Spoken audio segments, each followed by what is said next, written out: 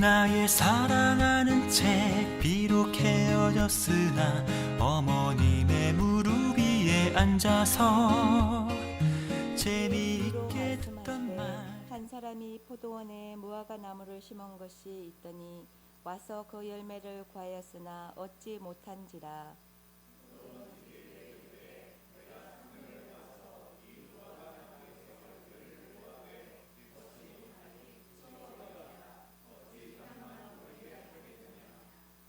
대답하여 이르되 주인이여 금년에도 그대로 두소서.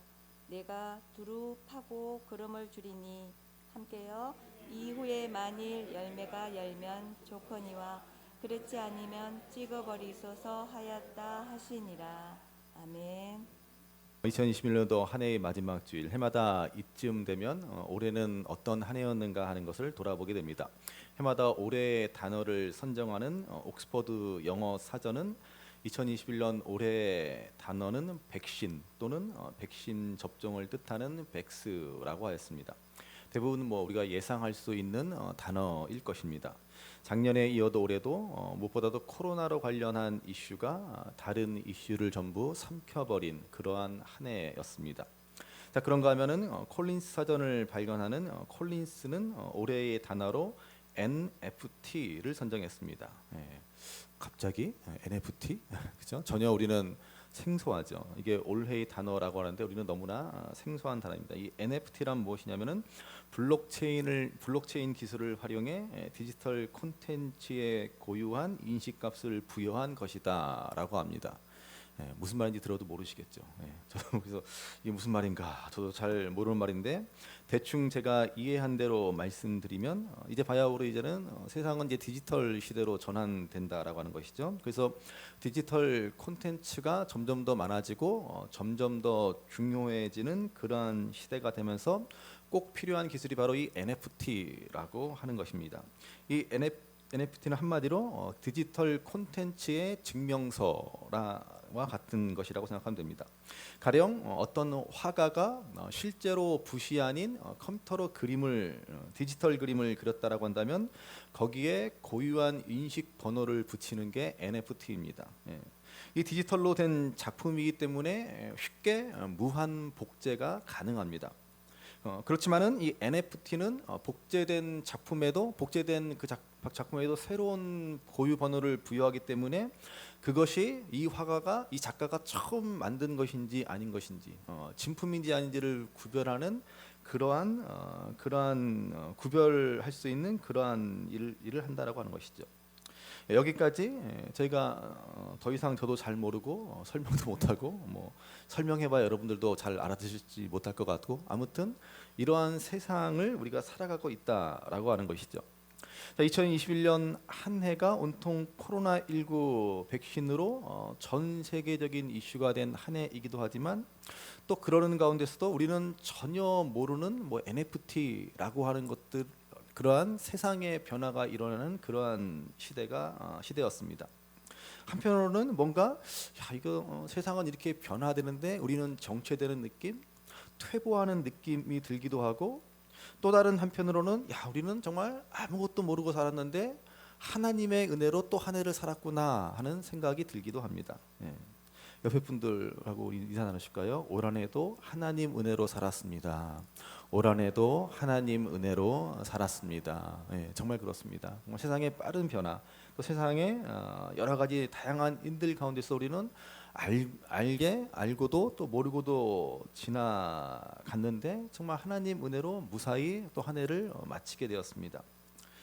매년 서울대학교의 교수들이 발간하는 트렌드 코리아라는 책이 있습니다. 이번에도 역시 트렌드 코리아 2022라는 책이 발간되어서 2022년도 한 해는 어떤 한 해가 될 것인지 우리 사회가 어떤 해가 될 것인지를 미리 예측하고 있습니다. 이 책의 제목에서 말하는 대로 내년도 2022년도의 트렌드, 유행은 무엇이 될 것인지를 전망해주고 있습니다. 자, 이 책이 소개하는 2020년대의 트렌드가 될 10가지 키워드는 다음과 같습니다. 첫 번째는 나노 사회라는 것입니다. 한국 사회가 이제 개인주의를 넘어서 더욱더 극도의 개인주의가 되어서 이제는 각자 도생하는 나노 사회, 그런 사회가 되었다는 것입니다. 두 번째는 머니 러쉬입니다. 돈을 벌어야 한다는 절박감, 우리 다 그런 사실 그런 마음이 있죠. 이 돈을 벌어야 한다는 절박감으로 인해서 사람들은 더욱더 다양한 수입원을 쫓아서 뭐 주식도 투자하고 뭐 이것도 하고 저것도 하고 하여튼 돈을 벌려고 이것저것 더 많은 일들을 벌이는 그러한 사회가 될 것이다라고 내년 한 해를 전망하고 있습니다.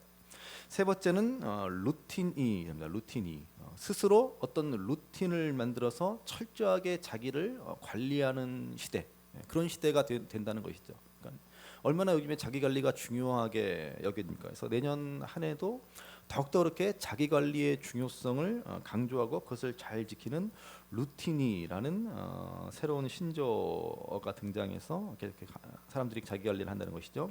네 번째는 헬시 플레저입니다.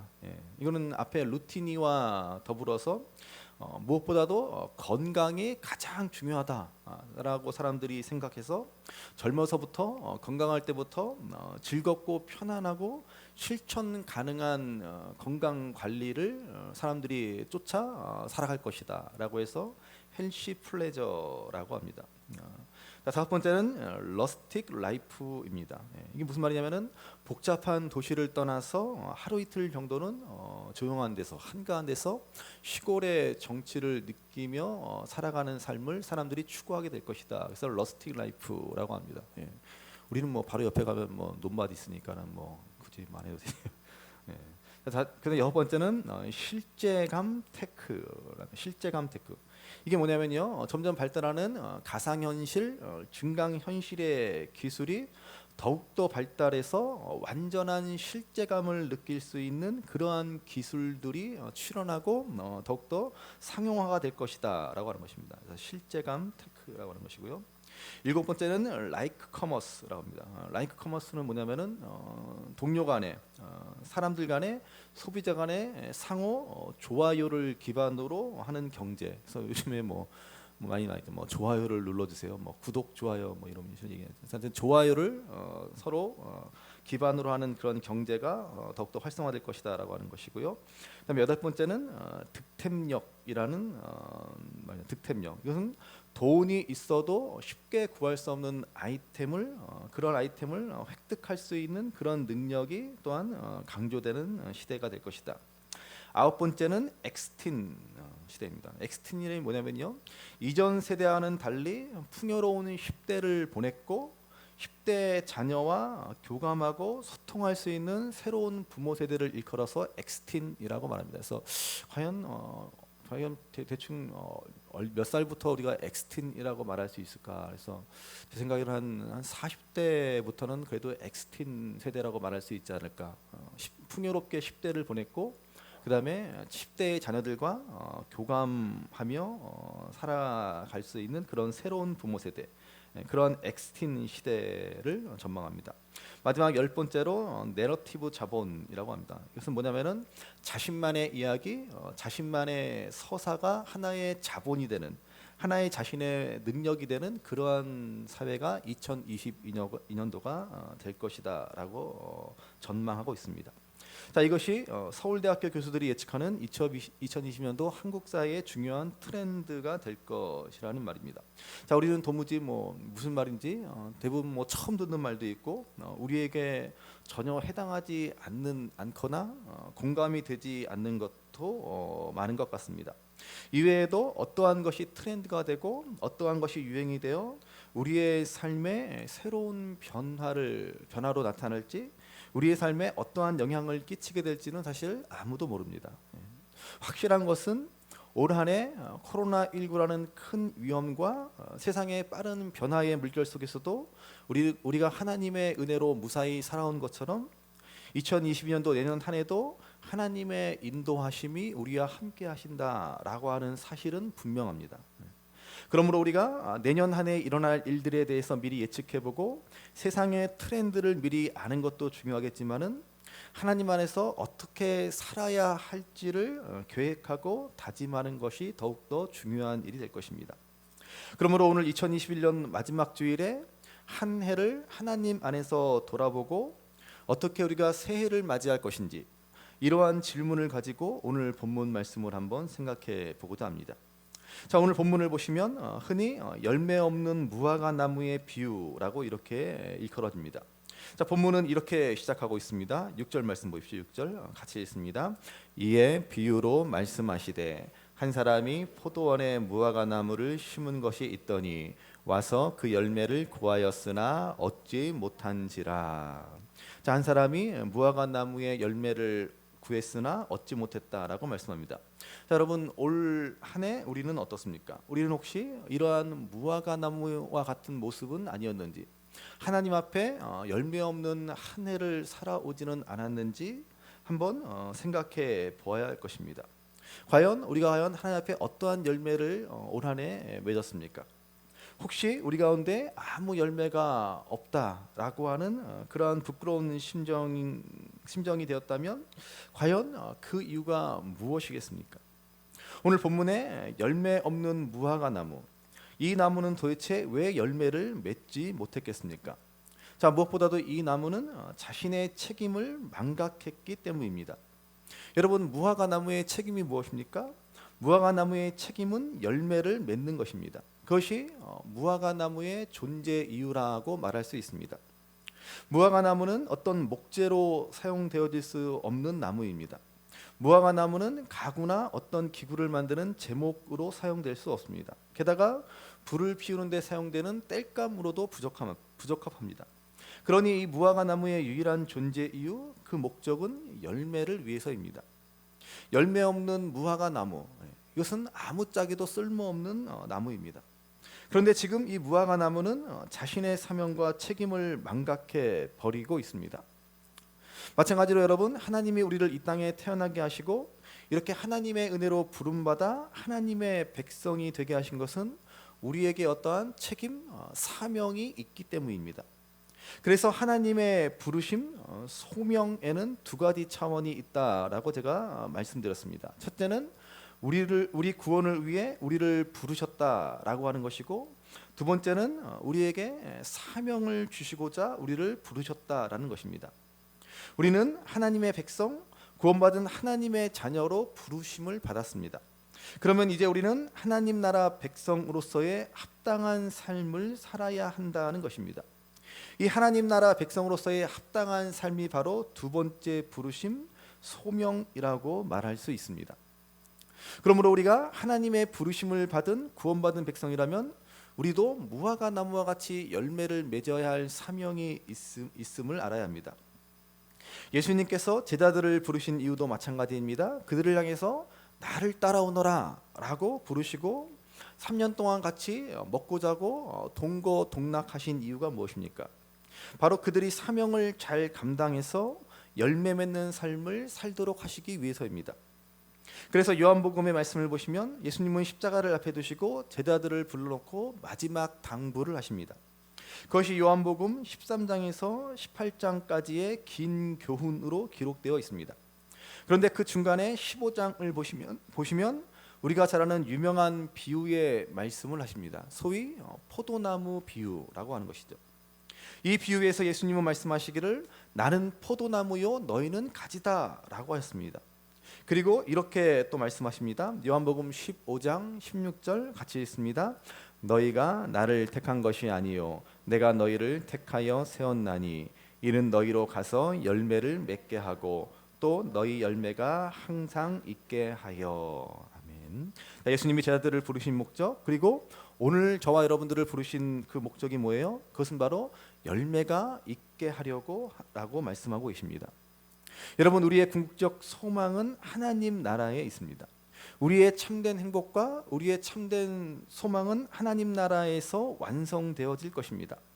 이 땅에서 우리가 누리는 행복과 소망은 하나님 나라에서 누릴 것과는 비교조차 되지 않습니다.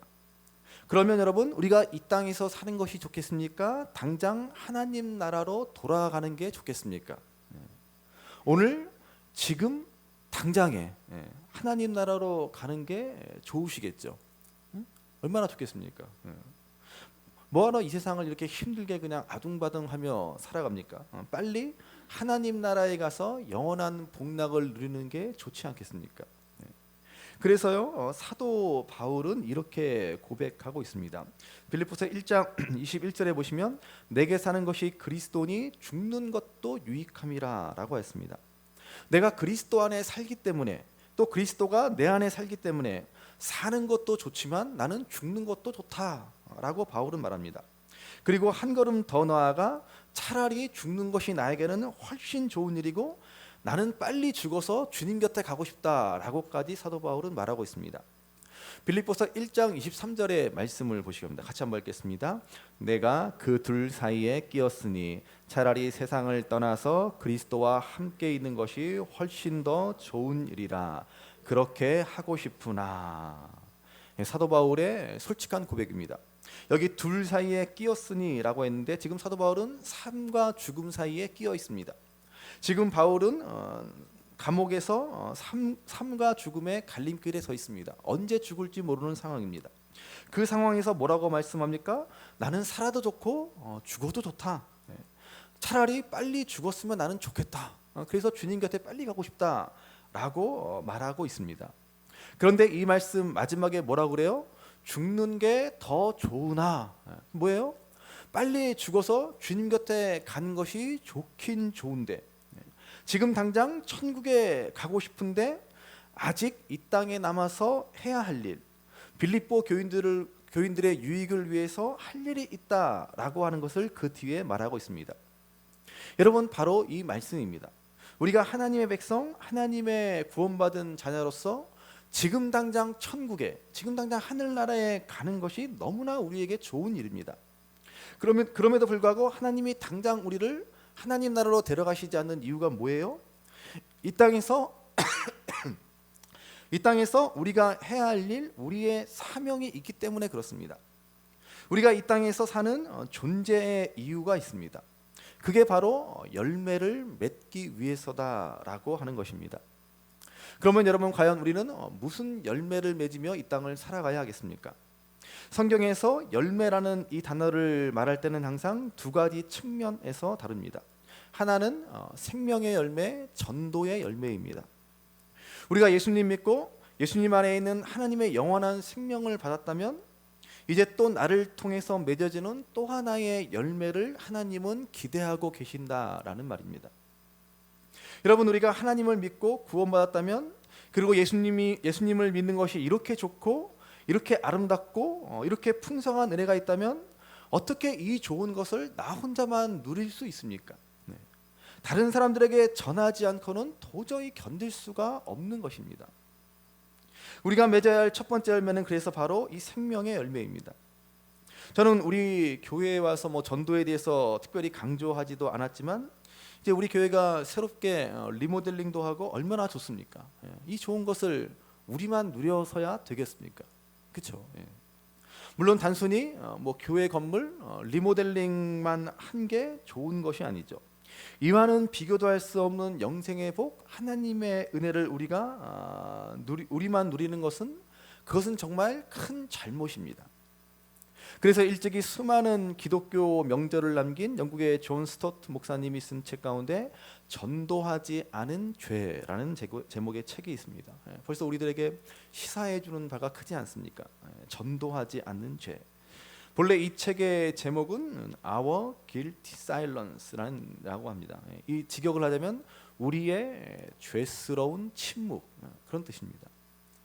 한국말로 번역된 책의 제목 전도하지 않는 죄라고 하는 것은 너무나 좀 강하게 비난하는 느낌이 있죠. 그런데 본래 이 책의 제목은 우리의 죄스러운 침묵입니다. 우리가 복음을 전하지 않는 것은 하나님께 너무나 죄송스러운 일이다라고 하는 것이죠. 이와 관련된 말씀이 열왕기하 7장에 보면 나옵니다. 열왕기하 7장에 보시면 아람의 대군이 북이스라엘을 쳐들어와서는 북이스라엘의 수도인 사마리아를 겹겹이 에웠습니다. 이제 사마리아는 고립되어서 오도 가도 못하고 꼼짝없이 굶어 죽게 생겼습니다. 성내에는 먹을 것이 없어 굶어 죽는 사람이 속출하고 더 이상 버틸 수 없는 지경이 되고 말았습니다. 그때 성문 앞에 있던 4명의 문둥병자, 나병 환자가 있었습니다. 그들은 성 안에 들어갈 수도 없었거니와 성 안에 들어가봐야 먹을 것을 구할 수도 없으니 차라리 이렇게 가만히 앉아 굶어 죽느니 아람 군대에 가서 구걸이라도 하자. 거기서 죽으나 여기서 죽으나 어차피 죽기는 마찬가지니 아람 군대에 가서 먹을 것이라도 한번 달라고 해보자라고 하는 심정으로 이른 새벽에 아람 군대의 진영으로 갑니다. 그런데 이게 웬일입니까? 아람 군대의 진영에 가보니 한 사람도 없습니다.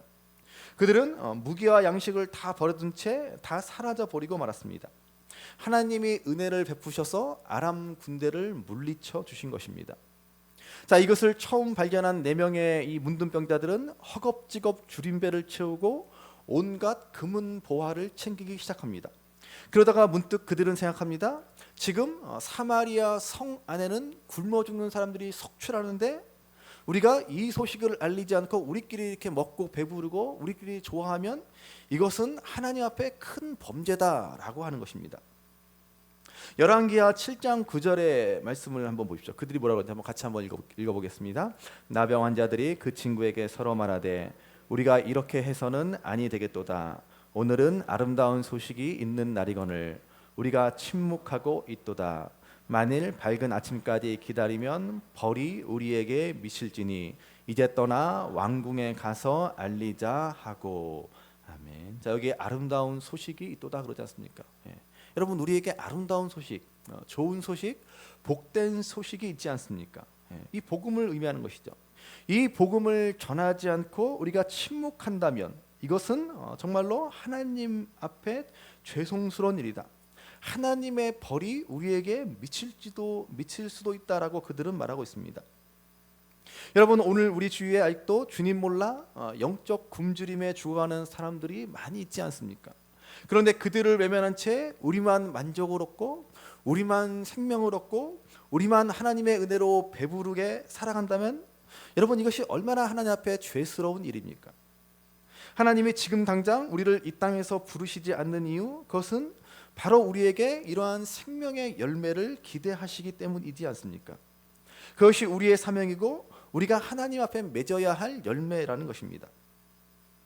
우리는 올 한 해 어떤 생명의 열매를 맺었는가 한번 돌아보며 2022년도는 정말 생명의 열매를 맺는 한 해로 삼아야 될 줄로 믿습니다. 그러므로 여러분, 내년 한 해를 준비하시면서 꼭 전도를 계획해 보시기 바랍니다.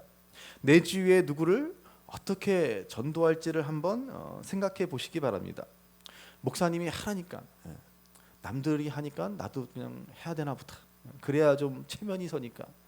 그것이 아니라 우리가 가끔 텔레비전에 나오는 기아에 허덕이는 그 아프리카의 어린아이들을 보면 얼마나 마음이 아프고 안타깝고 내게 있는 단돈 몇 푼이라도 정말 그들한테 전해줄 수 있으면 전해주고 싶지 않습니까?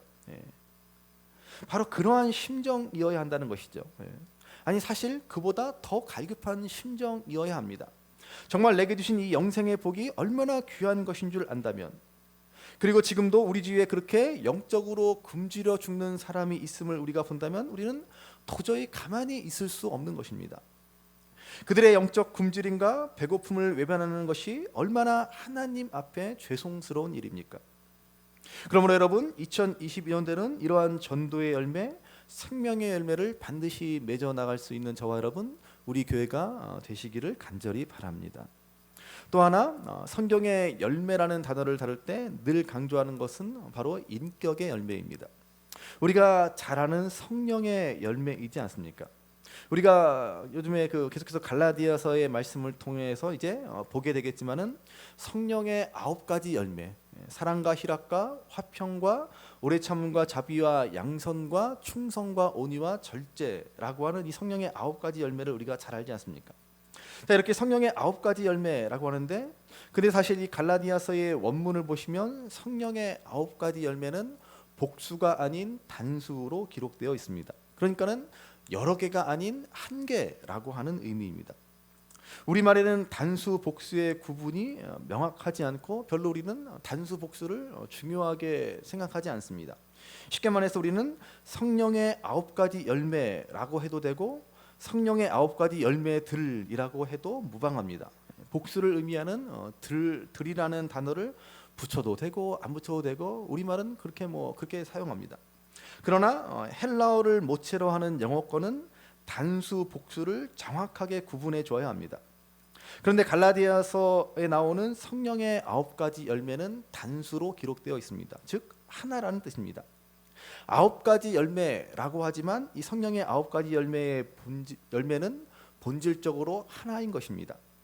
그러니까는 하나의 열매 속에 9가지의 특성이 있는 것이다 라고 보면 됩니다. 그래서 9가지 열매는 하나의 열매이고 궁극적으로 하나의 인격을 지향하는 것입니다. 그러면 그 한 인격은 누구의 인격을 가리키는 것이겠습니까? 바로 우리 예수님의 인격입니다. 사랑으로 가득 찬 그분, 기쁨으로 가득 찬 그분, 화평, 진정한 평안으로 그 내면의 인격이 견고했던 그분, 사랑과 희락과 화평과 그리고 정말 오래 참을 줄 알았던 그분, 이러한 것들을 완벽하게 갖춘 대표적인 모델이 바로 우리 예수님입니다. 예수님은 성령의 9가지 열매를 맺은 완벽한 인격을 갖추신 분이라는 말입니다. 그러므로 여러분, 성령의 열매를 맺는다라고 하는 것은 바로 우리가 예수님을 얼마나 닮아가고 있느냐라고 하는 것입니다. 사도 바울의 권면처럼 그리스도의 장성한 분량에 이르도록 내가 얼마만큼 영적으로 성장했느냐라고 하는 것입니다. 내 인격에 얼마나 변화가 있었느냐 이 말입니다. 그게 바로 우리가 맺어야 할 성령의 9가지 열매입니다. 우리 인격, 우리의 성품이 변화되어야 하는 것입니다. 그러므로 여러분, 올 2021년도 한 해 얼마나 여러분 예수님 닮은 모습으로 한 해를 살아오셨습니까? 얼마나 여러분 성령의 열매를 맺으셨습니까? 얼마나 여러분 사랑하셨습니까? 얼마나 기뻐하셨습니까? 얼마나 화평을 이루었고 얼마나 오래 참으셨습니까?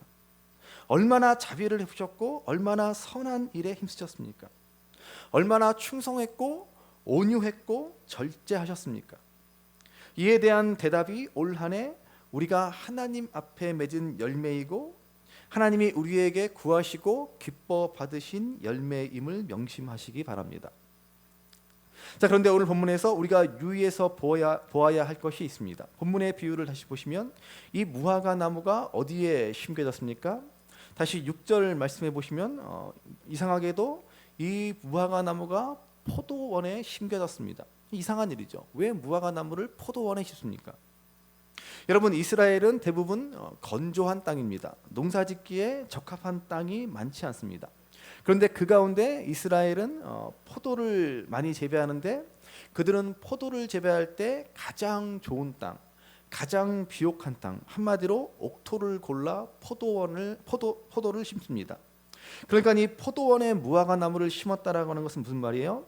가장 좋은 땅을 골라서 무화과 나무를 심었다라는 것입니다. 이게 무슨 얘기입니까? 무화과 나무를 지금 특별 대접하고 있다는 말입니다. 무화과 나무는 지금 특권을 누리고 있습니다. 여러분, 이스라엘 백성들은 하나님의 선민이라는 특권을 받은 백성들입니다. 한마디로 선택받은 백성입니다. 그리고 신약 시대를 살아가는 우리 예수님 믿는 자들이 바로 이러한 특권을 얻었습니다. 우리는 하나님의 택하신 족속이요 왕 같은 제사장이요 거룩한 나라요 그의 소유된 백성이 되었습니다. 얼마나 놀라운 특권입니까? 우리는 믿음으로 특별한 대접을 받은 인생이 되었습니다. 그러나 중요한 것은 뭐예요? 우리가 특권을 받았는데 이 특권을 받았는데 특권만 누릴 뿐 이 특권에 따르는 책임을 감당하지 않으려고 한다는 것입니다. 좋은 땅을 선택해서 거기에다가 포도나무를 심고 또 거기에 무화과 나무를 함께 심었다면 거기에서 제대로 된 좋은 열매를 맺어야 하는 것이 마땅하지 않습니까? 그런데 좋은 땅에 심어진 특권만 누리고 열매는 맺지 못하고 있습니다. 여러분, 하나님이 나를 선택해 주셔서 나를 하나님의 백성으로 삼아 주셨습니다. 얼마나 정말 놀라운 어마어마한 특권입니까? 그런데 이 놀라운 특권을 받았다면 반드시 여기에는 합당한 책임도 있습니다. 우리는 과연 그 책임을 다하고 있느냐라고 하는 것입니다. 그저 특권만 누리고 책임은 소홀히 하고 있지는 않습니까? 여러분, 오늘날 많은 사람들이 큰 교회를 선호합니다. 가장 큰 이유 중에 하나가 뭐예요? 큰 교회는 책임감 없이 교회 생활, 신앙 생활해도 된다라고 하는 것입니다. 그냥 그저 많은 사람들 속에 섞여서 누구 의식할 필요 없이 아무 존재감 없이 아무 책임감 없이 그저 그 큰 교회의 좋은 시설들, 좋은 환경들, 그 쾌적한 시설에서 예배 편하게 드리고 유명한 목사님 설교 말씀 들으면서 내가 다니는 교회가 크고 유명한 교회이고 담임 목사님이 유명하고 훌륭한 분이시니까 마치 나도 훌륭한 신앙인이 된 것인 양 착각하면서 그저 그 좋은 특권만 누리려고 한다는 것입니다. 여러분, 이것이 특권만 누리고 책임을 망각하는 오늘 그리스도인들의 모습이지 않습니까? 그렇게 아무 책임도 없이 신앙생활을 하고자 하기 때문에 아무런 열매도 맺지 못하고 맙니다. 그러면 어느 날 우리가 주님 앞에 서게 될 때 아무 열매 없이 빈손으로 서게 되면 그때 하나님 앞에서 얼마나 죄송스럽겠습니까? 책임을 망했기 때문에 아무 열매를 맺지 못했기 때문입니다. 자, 그런데 오늘 본문을 보시면서 아주 흥미있는 말씀을 예수님이 하십니다. 자, 본문 7절을 한번 다시 보십시오. 7절 같이 읽습니다.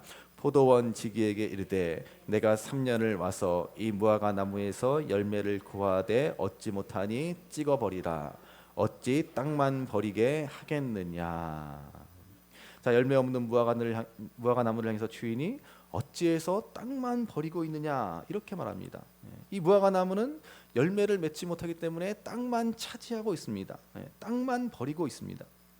물론 무화과 나무가 의도적으로 내가 디디고 서 있는 이 땅을 또 이 주변 땅을 버리겠다 이런 의도를 가지고 있지는 않았을 것입니다.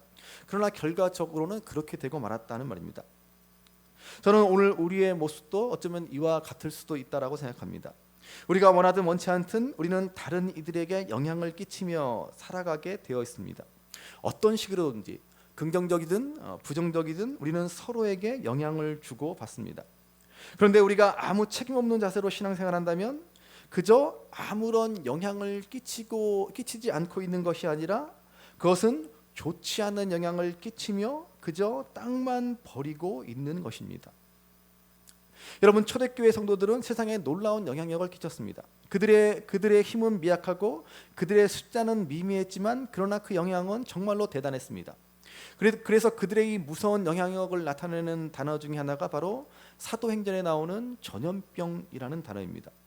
옛날 개역 한글에서는 연병이라고 했습니다. 연병. 코로나 시대를 살아가는 우리에게는 아주 피부에 와닿는 단어이죠.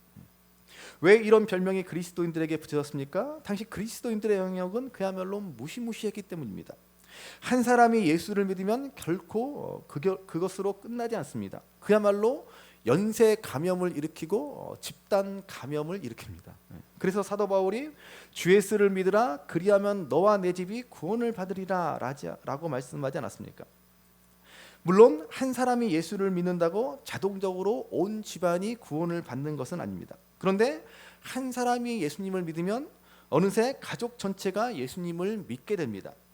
그래서 믿지 않는 사람들은 우리 기독교를 향해서 마치 오늘날 코로나가 퍼지는 것처럼 그렇게 부정적인 표현으로 전염병이다, 연병이다 라고 하였습니다. 이렇게 기독교의 영향력, 이 신앙의 영향력은 대단한 것이었습니다. 그러면 여러분, 오늘 우리는 어떤 영향력을 끼치며 살아가고 있습니까? 오늘 나는 그저 땅만 버리고 있지는 않습니까? 이 무화과 나무와 같이 열매를 맺지 못하면서 차라리 포도나무에게 필요한 영양분을 공급해 주었더라면 포도나무라도 제대로 열매를 맺었을 텐데 포도나무조차 제대로 된 열매를 맺지 못하게 땅만 버리고 있지는 않습니까? 이런 종류의 종교인들을 향해서 예수님은 정확하게 표현하십니다. 예수님은 바리새인들을 향해서 말씀하시기를 자기도 천국에 못 들어가면서 다른 사람도 들어가지 못하게 한다. 그렇게 말씀하고 있습니다. 의도적으로 그러지는 않았겠죠. 그러나 결과적으로 이렇게 좋지 않은 영향을 끼치고 만 것입니다. 여러분, 그 파레토의 법칙이라고 아마 들어보셨을 것입니다. 어떤 사회나 경제 등 사회 전반에 걸쳐서 상위 20%의 사람들이 나머지 80%의 결과를 얻는다라고 하는 것이 파레토의 법칙입니다. 이것을 공동체에 적용하면 한 공동체의 20%의 사람이 그 공동체를 좌지우지한다는 것입니다. 다시 말하면 한 공동체를 유지하는 것은 20%의 사람에 의한 결과이다라고 해도 틀리지 않습니다. 나머지 80%는 그냥 혜택만 보고 있는 것입니다. 오늘 열매 없는 무화과 나무와 같은 것입니다. 자, 그러면 우리 교회에 대입해 본다면 어떻게 되겠습니까? 우리 교회에 1년에 한 번이라도, 적어도 한 번이라도 출석하는 교인을 대략 60명이라고 한다면 한 12명 정도에 의해서 우리 교회가 좌지우지된다, 우리 교회가 유지되고 있다라고 하는 것입니다. 그러면 우리 안에 교회를 위해 헌신하는 일꾼이 20명만 되면 어떻게 되겠습니까? 금세 100명 출석하는 교회가 된다라고 하는 것입니다. 이렇게 20%의 헌신된 교인, 그 헌신된 교인들에 의해서 그 공동체는 유지되고 성장하고 발전되어지게 되어 있습니다. 그러므로서는 저와 여러분들이 다 열매 있는 헌신자들이 되기로 결단하셨으면 좋겠습니다. 그러면 우리 교회가 정말로 새로워지고 정말로 부흥하게 될 줄로 믿습니다. 말로만 헌신하겠다 그러지 마시고, 옆에 분들하고 우리 건면하실까요? 헌신자가 되지 마시고 헌신자가 됩시다. 띄어쓰기를 잘 하셔야 돼요. 헌신자가 되지 마시고 헌신자가 됩시다. 우리는 그런데 헌신자는 되지 못하고 헌신자만 되고 있지는 않습니까? 땅만 버리고 있지는 않은지. 오늘 주님은 우리에게 엄숙한 경고를 주십니다. 열매를 구하되 얻지 못하니 찍어버리라. 오늘 이 주님의 이 엄숙한 경고 앞에서 올 한 해 우리는 어떤 열매를 맺고 있었습니까? 8절을 보십시오. 8절 같이 읽습니다. 대답하여 이르되 주인이여 금년에도 그대로 두소서 내가 두릅하고 거름을 줄이니. 포도원 지기는 포도원 주인에게 열매를 맺지 못하는 무화과 나무를 위해서 금년에도 그대로 두소서 이렇게 말합니다. 그런데 이 번역이 조금 약합니다. 원문을 제대로 번역하면 금년 한 번만 더 봐주세요 이런 말입니다. 한 번만 더 봐주세요. 한 번만 더 기회를 주십시오 이런 뜻입니다. 그러면서 포도원 지기는 자신이 두릅파서 거름을 주겠다라고 말하고 있습니다. 그래도 열매를 맺지 못하면 그때 찍어버리소서 이렇게 간청하고 있습니다. 여러분, 이것이 바로 오늘 우리 안에 계신 성령님의 간절한 중보 기도일 것입니다. 성령님은 그 말할 수 없는 탄식의 기도로 지금도 우리를 위해서 이렇게 간구하고 계십니다. 하나님, 금년 한 번만 더 봐주세요. 한 번만 더 기회를 주옵소서. 여러분이 성령님의 간절한 중보기도 때문에 올 한 해도 우리가 하나님 은혜로 살았고 내년 한 해도 하나님이 또 우리에게 기회를 주시는 것이지 않습니까? 이처럼 성령님의 은혜로 우리는 매년 열매가 없음에도 불구하고 하나님 은혜 가운데 한 해를 살아갈 수 있었습니다. 그러면 이 시점에서 우리는 정말 진지하게 나는 정말 아무 열매도 없이 그저 땅만 버리고 있지는 않은지 우리 자신을 되돌아보아야 할 것입니다. 그러므로 올 한 해에도 우리에게 은혜를 베푸시고 우리를 참고 인내하여 주신 하나님 앞에 다시 새롭게 결단하시어 2022년도 내년 한 해 진정 열매 있는 신앙의 삶을 향해 새롭게 결단하고 발걸음을 내딛는 저와 여러분 우리 신성중앙교회가 될 수 있기를 주님의 이름으로 간절히 바랍니다. 우리 어머님이 들려주시던 재미있게 듣던 말이 책 중에 있으니 이 성경심이 사랑합니다. 나의 사랑하는 책 비록 헤어졌으나 어머님의 무릎 위에 앉아서 재미있게 듣던 말이 책 중에 있으니